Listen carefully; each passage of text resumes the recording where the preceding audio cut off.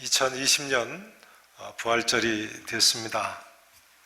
부활절을 맞이해서 성도 여러분의 심령과 가정과 직장과 일터에 우리 교회와 우리나라와 우리 민족의 열방의 모든 민족들 위해 이 부활의 기쁨과 평강과 평화가 넘칠 수 있기를 진심으로 축원하겠습니다.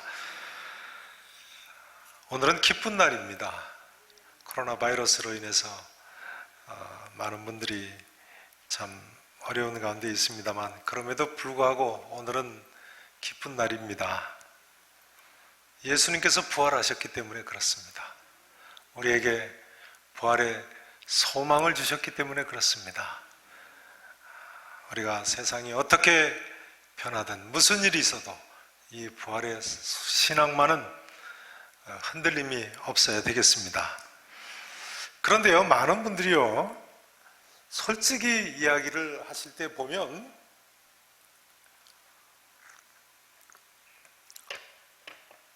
하나님은 믿을 수 있는데 예수님은 믿기가 어렵다 하는 분들이 계십니다. 특별히 예수님이 죽었다가 부활하셨다는 것은 믿기가 어렵다, 그렇게 이야기들을 하는 것을 봅니다. 그러나 예수님께서 죽은 자 가운데서 부활하셨다는 것은요, 우리 기독교의 모든 것이라고 할 수 있습니다. 왜냐하면 예수님께서 만일 부활하지 않으셨다면 예수님께서 내가 너희 죄를 사해 주겠다, 그리고 내가 죽은 자 가운데서 3일 만에 부활하겠다고 분명히 말씀하셨는데, 죽은 후에 부활하지 않으셨다면 그분이 우리를 죄를 사해 주셨다는 사실을 어떻게 믿을 수가 있겠습니까? 또 우리도 또한 죽은 후에 부활할 수 있다는 사실을 어떻게 믿을 수 있겠습니까? 그러나 성도 여러분, 예수님께서는 분명히 부활하셨습니다. 왜 이렇게 말씀드릴 수 있느냐 하면요, 한마디로 말씀드리자면 예수 그리스도의 부활은 아무도 부인할 수 없는 팩트, 사실이기 때문에 그렇습니다. 들어보세요. 우선 이 말씀부터 드려야 되겠네요. 이제부터 하실 내용은 오늘 주보 4면에 보시면 설교 메모란에 요약이 되어 있습니다. 오늘 주보를 받으셨습니까? 주보 4페이지를 보시면서 하시죠. 우리 여전사님들이 주보 없으신 분들 좀 나눠드리도록 하겠습니다. 주보 없으시면 손을 들어서 표시하시면 우리 목사님들이 나눠드리겠습니다. 아마 다 있으신 것 같으네요. 4면 보세요. 우선 오늘 본문에 보면요, 예수님의 부활이 분명한 점은 아리마대 사람 요셉이 예수님의 시신을 빌라도에게 인수받았다는 사실을 들 수 있습니다. 요한복음 19장 같은 기록에 보면요, 일찍이 예수님께 밤에 찾아왔던 산헤드린 공회원인 니고데모도 함께 시신을 인수받았다고 나와 있죠. 근데 마가복음 15장 43절에 보면 아리마대 요셉, 이분은 존경받는 공회원, 유대의 국회의원격인 산헤드린 공회원이었다고 나와 있습니다. 니고데모도 산헤드린 공회원이죠. 유대의 공회원은 오늘날 우리나라의 국회의원과 같은 사람이었는데요, 당시 유대의 공회원은 의장인 대제사장을 포함해서 71명으로 구성되어 있습니다. 이스라엘은 국회의원 중에도 존경받는 국회의원이 있었네요. 존경받는 공회원이라고 아리마대 요셉을 부르고 있는 걸 보면요, 이번 주 국회의원 선거를 합니다만 누구를 뽑으실지 정하셨습니까? 아직 못 정하셨습니까? 성질 급하신 분은 벌써 가서 투표 끝내고 오셨죠. 좋습니다. 아무튼 존경받을 수 있는 국회의원을 좀 뽑으시면 좋겠습니다. 존경까지는 그렇고 싸움만 안 했으면 좋겠습니다. 아무튼 아리마대 요셉이나 니고데모 두 사람 다 이처럼 대단한 실권이 있는 사람들이니까 빌라도 총독을 만날 수 있었고 예수님의 시신을 달라고 요청할 수 있었겠죠.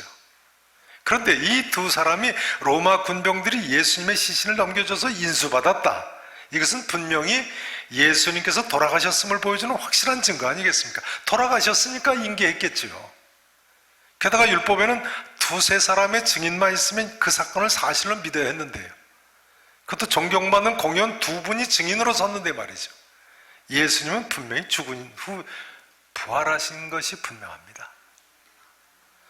이제 예수님의 두 번째 부활의 증거는요, 빌라도가 이때 백부장에게 예수님의 죽음을 확인했다는 것입니다. 마가복음 15장 44절에 보면 이때 총독 빌라도가 백부장을 불러가지고 죽은 지가 오래냐 묻고 나서 아리마대 사람 요셉에게 예수님의 시신을 내줬다고 나와 있어요. 그러니 예수님은 돌아가신 것이 분명하죠. 그런데도 불구하고 역사적으로 예수님은 십자가에서 돌아가신 것이 아니라 기절했을 뿐이다, 그렇게 엉터리 주장하는 사람들이 있었어요. 그분들은 예수님의 부활을 믿기보다는 오히려 믿지 않으려고 힘쓰는 거죠.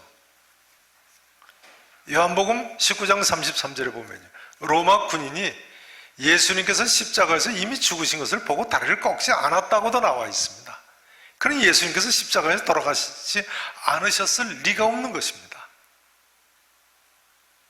성경은 이때 로마 군인이 예수님의 옆구리를 찌르니 곧 피와 물이 나왔다고 기록하고 있습니다. 의학적으로 사람의 옆구리를 찔러서 피와 물이 나오는 건 틀림없이 죽은 것이라고 하죠. 요즘 코로나19 때문에 매스컴에 많이 등장하는 미국 국립보건원 산하의 국립심장폐혈액연구소가 있는데요, 그 연구소도 요즘 TV에 거의 매일 나옵니다. 그 국립심장폐혈액연구소 의사인 알렉산더 메드럴 박사는요, 이렇게 이야기합니다. 현대의 의사들은 예수님의 옆구리에서 피와 물이 나온 것은 돌아가셨다는 것을 의미하는 것으로 받아들인다. 그리고 이렇게 이야기합니다. 성경저자 요한의 설명은 현대의 의사들이 예상하는 바와 일치하고 있다.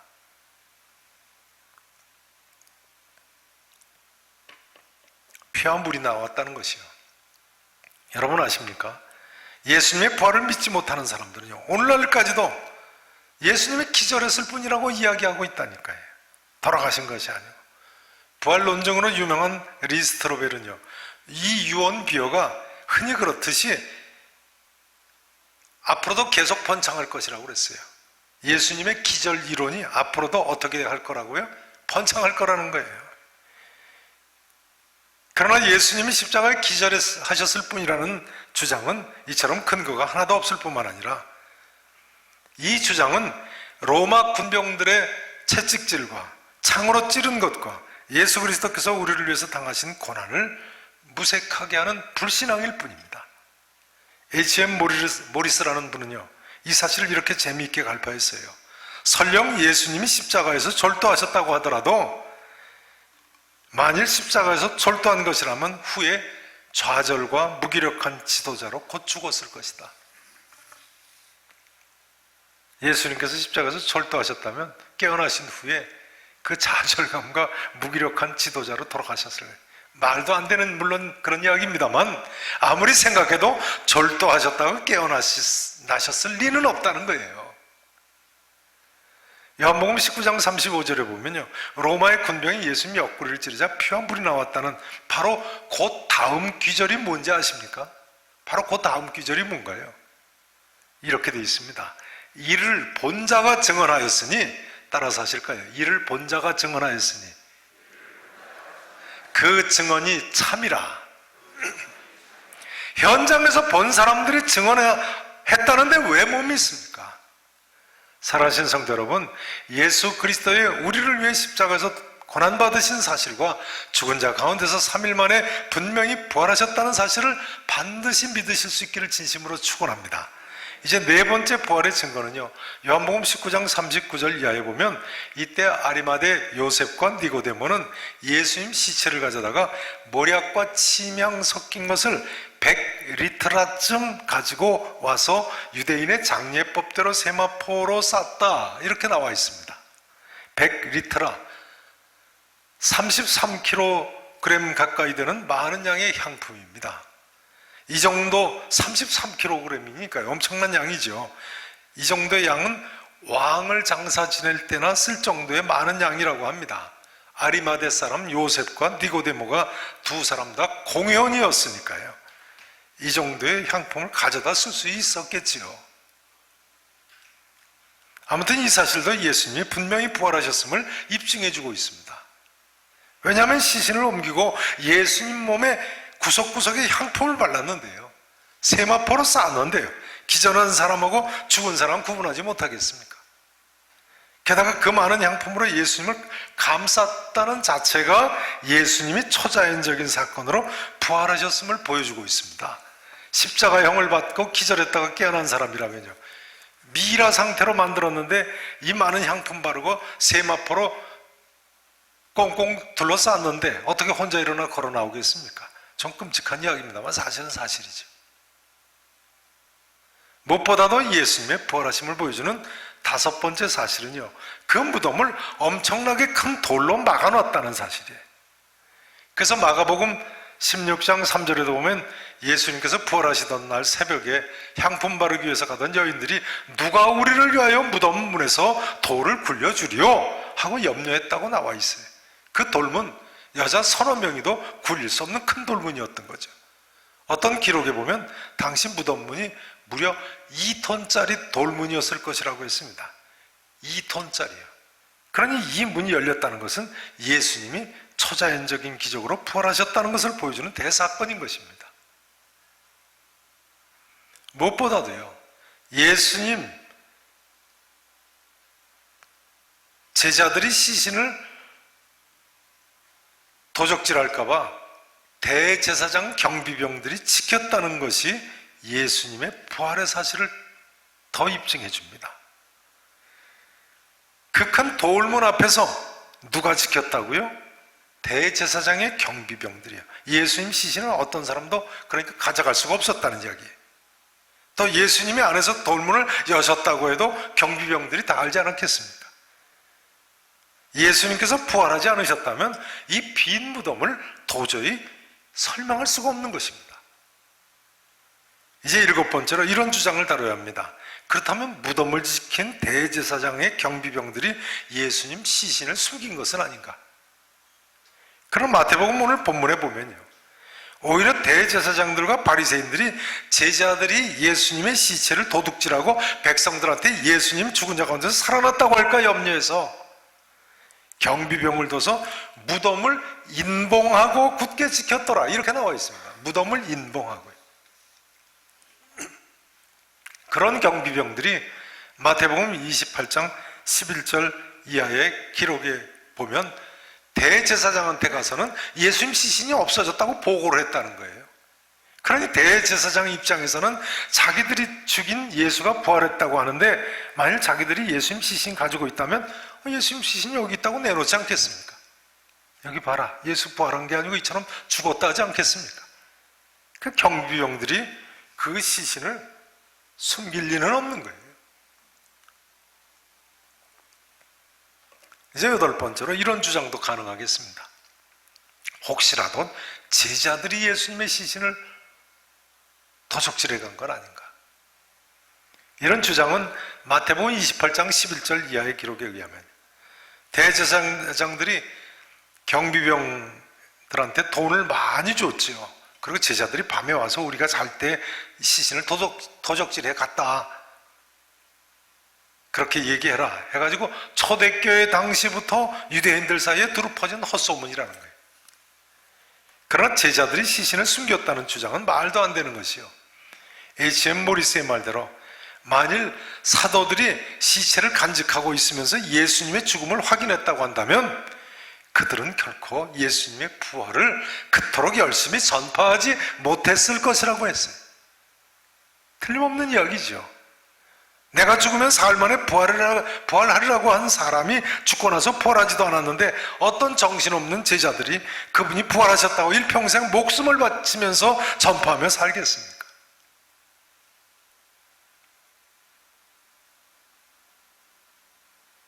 제 모리스의 말대로 거짓인 줄 아는 어떤 사실을 위해서 생명을 내걸 사람은 아무도 없다는 거예요. 거짓인 줄 아는 사실을 위해서 생명 내걸 사람이 있어요? 없죠. 그러므로 빈 무덤은 분명히 예수님께서 부활하시지 않으시고는 설명할 길이 없는 것입니다. 이제 아홉 번째로 예수님 몸에 둘렀던 세마포와 머리를 쌌던 수건이 무덤 안에 있었다는 사실도 또한 예수님께서 부활하신 한 증거입니다. 그렇지 않습니까? 생각해 보세요. 만일 내가 기절했다 깨어났다 그러면요, 세마포로 몸을 가리고 밖에 나가겠습니까? 아니면 벌거벗고 밖에 나가겠습니까? 벗어놓고 밖에 나가겠습니까? 대답해 보세요. 세마포로 몸 가리고 밖에 나가겠지요. 근데요, 예수님의 겉옷은 이미 십자가에 못 박히실 때 로마 군인 4명이 나눠 가졌어요. 속옷도 통으로 짠 것이 돼가지고 제비 뽑아서 한 사람이 가져갔어요. 게다가요, 만일 어떤 사람이 예수님 시신을 훔쳐갔다 하면 세마포와 수건에 쌓인 그대로 훔쳐가겠습니까? 아니면 시신에 쌓여있던 세마포, 머리 쌌던 수건 벗겨놓고 훔쳐가겠습니까? 끔찍한 이야기입니다만 시신 다 벗겨서 훔쳐가는 놈이 어디 있겠습니까? 세마포와 수건이 필요 없었다. 이것은 예수님께서 초자연적인 부활체를 가지셨다는 이야기입니다. 이제 이 시간에는 예수님의 부활의 증거를 한 가지만 더 생각해 보시고 나머지는 오늘 오전 예배 시간에 계속하도록 하겠습니다. 오늘 오전에도 또 나오세요. 각 가정에서 예배 드리시는 분들도 오늘 오전 예배 꼭 드리시기 바랍니다. 이 자리에 모이신 분들은 그저 100여 명 이렇게 모이셨습니다만 사실은 요즘은 인터넷의 힘이 대단합니다. 이 시간 동시에 이 예배에 참여하시는 분들이 전 세계에 걸쳐 있습니다. 전 세계에 걸쳐서 지금 이 화면을 보고 계세요. 아시죠? 네. 각지에서 한국에 돌아오지 못하고 계신 선교사님들도 지금 이 예배를 드리고 계세요. 자, 오전 예배 시간에도 꼭 오전 7시 반, 또 10시, 12시 정오, 오후 2시 30분 오늘도 1, 2, 3, 4부 예배가 진행됩니다. 꼭 참여하세요. 자, 아무튼 예수님의 부활의 또 하나의 증거는요, 제자들이 처음에는 도무지 예수님의 부활을 믿지 못했다는 사실입니다. 도저히 믿지 못했었어요. 자, 마가복음 말씀을 한번 찾아보시면서 보시도록 하겠습니다. 마가복음 16장 10절, 11절 말씀을 보시죠. 그런 사람들이 변해서 믿게 됐어요. 16장 10절, 11절 말씀을 보시죠. 16장 10절을 보세요. 마리아가 가서, 막달라 마리아죠. 예수님 부활을 처음으로 목격한 막달라 마리아가 가서 예수와 함께하던 사람들이 슬퍼하며 울고 있는 중에 이 일을 알림해 자기가 예수님 부활하신 예수님을 만났다고 얘기를 했죠. 그들은 예수께서 살아나셨다는 것과 막달라 마리아에게 보이셨다는 것을, 자, 그 다음 뭐라고 돼 있어요? 따라서 하십니다. 듣고도 믿지 아니하니라. 듣고 믿었어요? 믿지 않았어요? 듣고도 믿지 않았다는 거예요. 그 다음 12절을 또 보세요. 마가복음 16장 12절입니다. 그 후에 그들 중 2사람이 걸어서 시골로 갈 때 예수께서 다른 모양으로 그들에게 나타나시니, 자, 엠마오로 가는 2 제자 이야기죠. 자, 2사람이 다시 예루살렘으로 돌아갔죠. 가서 남은 제자들에게 알리었으되, 자, 그 다음은 어떻게 했다고요? 따라서 하실까요? 역시 믿지 아니하니라. 역시 믿지 아니하니라. 부활하신 예수님을 만났다는 제자들 말을 듣고도 안 믿고 또 듣고도 역시 믿지 아니하였더라. 그 다음 마가복음 16장 14절을 함께 읽으십니다. 14절 함께 읽으십니다. 시작.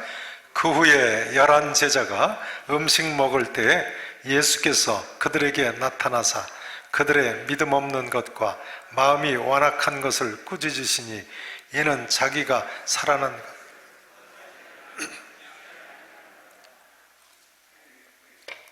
아멘. 그 후에 몇 제자가 음식 먹을 때 부활하신 예수님께서 나타나셨어요? 11 제자. 그러니까 이때는 도마도, 의심 많은 도마도 함께 있을 때 나타나신 사건이죠. 그런데요, 나타나셔서 그들의 믿음 없는 것과 마음 완악한 것을 꾸짖으셨어요. 왜요? 이는 자기가 살아난 것을 본 자들의 말을 뭐하지 아니했기 때문이라고요? 믿지 아니함일러라. 그러니까 제자들은 처음에는 도무지 예수님의 부활을 믿지 않았던 거예요. 오늘 본문 아래 마태복음 28장 16절 17절에 보면 심지어 11제자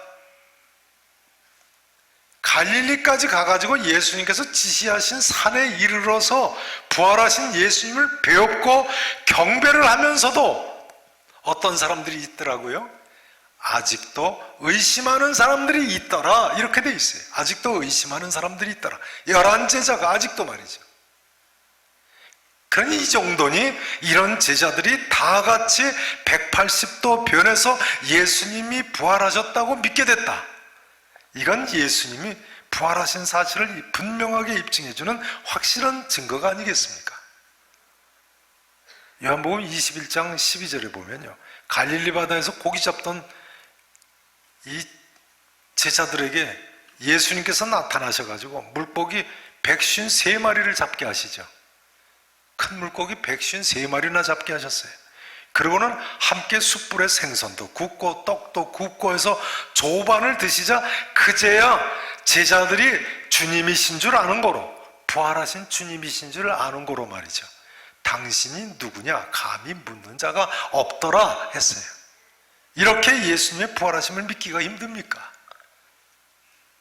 그러나 부활은요, 생각하면 생각할수록 믿을 수밖에 없는 팩트, 사실인 것입니다. 믿으실 수 있기를 진심으로 축원하겠습니다. 이제 오늘 이 시대의 복음주의를 대표하는 캐나다의 리전트 칼리지 교수이셨죠. J.I. 패커 교수님의 이 말씀만 인용하고 오늘은 마쳐야겠습니다. 유명한 J.I. 패커 교수가 이렇게 이야기했어요. 예수 그리스도의 부활을 믿어야 할 이유는 허다하게 많다. 어느 정도 많다고요? 허다하게 많다고요. 틀림없습니다. 아무쪼록 이 자리에 계신 모든 분들께서요, 예수 그리스도의 부활의 사실을 믿으시고 더 나아가서 내 죄 사하심을 믿으시고 또한 나 같은 죄인도 부활하실 줄로 믿으시고 세상 어떤 일이 임하든 간에 오늘도 내일도 아니 영원토록 이 부활의 기쁨과 평강과 평화를 누리시고 부활의 산 증인으로서의 삶을 사실 수 있기를 우리 구주 예수 그리스도의 이름으로 간절히 축원하겠습니다.